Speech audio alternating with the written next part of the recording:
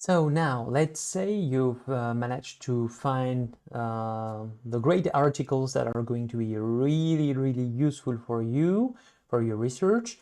You have plenty of them, you've taken notes, and well, at some point you may find yourself a little bit, overflooded with information. So how do you structure that, and how do you integrate that into your master thesis? Well, actually, you're pretty fortunate because there is a great and free tool that is going to be of extremely helpful for you, and so I really, really recommend to install it right now. And I'm going to show you how it works. So do a very quick tutorial to explain you why it's a game changer in terms of productivity for yourself, right?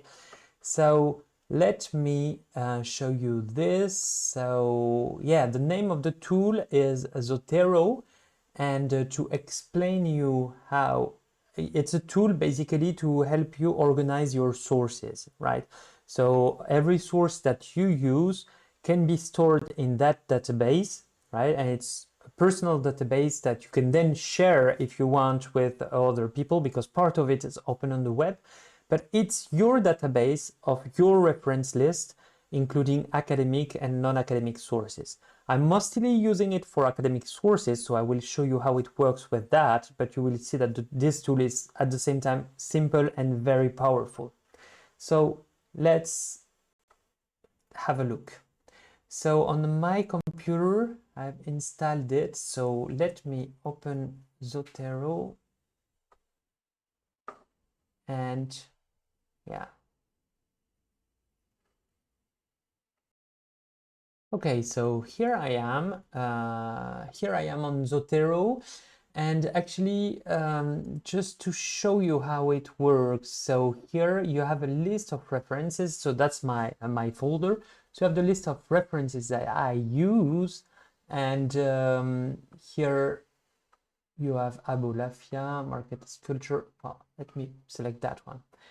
Here, what's really great is that for everything that I select, you have like the type of document. It's a review article here. The name is How Companies Respond to Social Demands. Ackerman, published in 73, Harvard Business Review, pages, volume number, etc., etc. Here, of course, I can either scroll through all the references I use or look for them. So, for example, Beck, okay, Risk Society, it's a book, etc., etc. Okay, so here you see the point, having a centralized space where you can store actually all of the data that you're using. Now, if I want to add, a new reference, well, how do I do it? So first, let me clear that. Actually, you will select the plus button here, and let's say that, for example, I'm reading this book, Energy and Civilization, History. It's a very important book for my research, and so I'm going to store it. So here I type book and say, okay, so Energy and Civilization, History. Okay, and the name of the author, so the name is Smil, and the third name is Vaclav. Okay, and then you can add things, etc., etc. But you see that the process is quite long if I do it like this. So another way to do it much more efficiently is to show is to look for the ID number of the book, right? Because every book has an ID number that will be that stores all the ID information for the book, the number of pages, the editor, the etc., etc., right? And so to do that, this ID number is called the IBSN, right? Or ISBN, sorry, or okay, so here, if we try to look for it, so let's say if you Google the book Energy and Civilization History, so here if you go to Amazon or to another thing, you will see, okay, this ISBN number. If you simply copy it and paste in the magic wand icon here, so he says, give me the ISBN, DOI, PMID, or other ID that may be linked with this publication. So here I put it and see what's happening. Well, actually, the database created a new entry for SMIL. Yeah, it's here. Should depend. So for SMIL, with all the information, right? So we have all the information here, and it's kind of and this is the one I started, you know, just with you. So it's incomplete here. So let me erase it.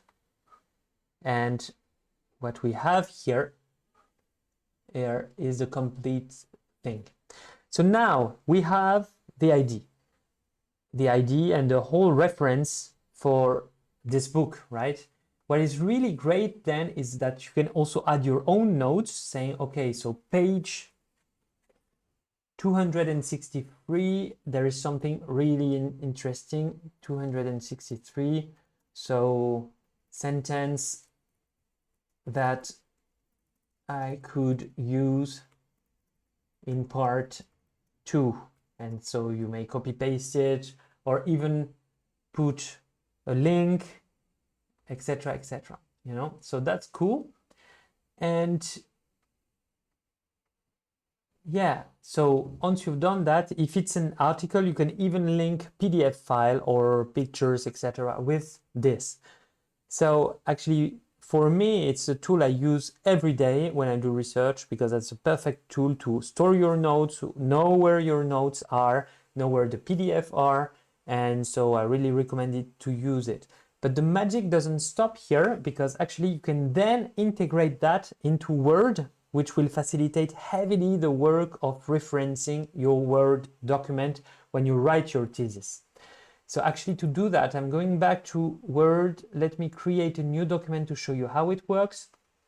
So let's say I'm writing my thesis. So it's a thesis about sharing economy and energy. And so I'm going to write, like, as Vaclav explained, energy is quite something. And I want to put a reference for that, you know, because that's such an important sentence. And so I will click on the Zotero link, because there is this Zotero extension that you can add to Word once you've added it. And here it will propose me to add or edit a citation. So let's click on that. And the first icon that opens, the window that opens, will ask me what type of reference I want. And so this one is okay, you know, author date. That's the type of reference I will have in my text. Well, Chicago manual style is okay, right? It's classical one. And here, if I select okay, then he will bring me to Zotero and ask, okay, what do you want to cite? And I was talking about SMIL. So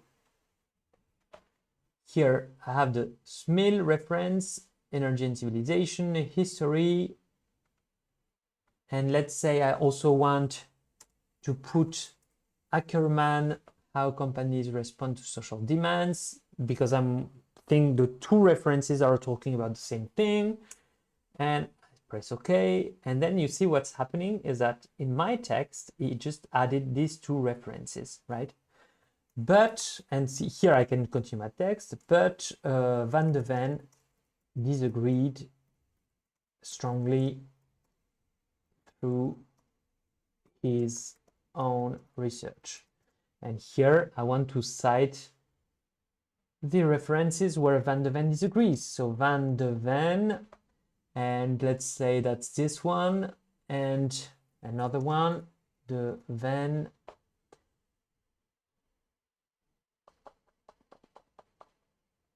Okay. And so here you see how it works. You can really integrate that into the text, and then you can, at the end of the day, you want your reference list, right?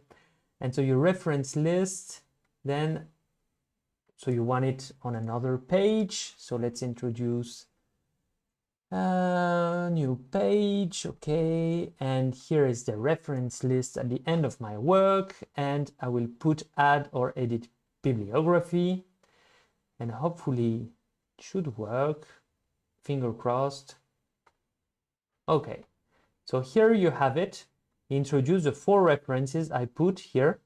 And so you know that's super important that in your final document you have a full reference list, and the tool enables you to do that in a really painless way. So really big recommendation is install Zotero and start to store everything you used. It can be academic sources, but can also be journalistic sources. You can put your notes on this, integrate it with Word, and so that's a huge, huge time saver, okay? So I hope that's useful. And maybe for just the last element I would like to underline, don't forget that in your final document, you obviously need to have a proper reference list. And in this reference list, please distinguish between the academic sources and the topic sources, you know, journalist sources, etc. So hence, this video series on the sources, the academic sources. And now we are going to turn to the last part, which is on methodology and like how do you write your final thesis, okay?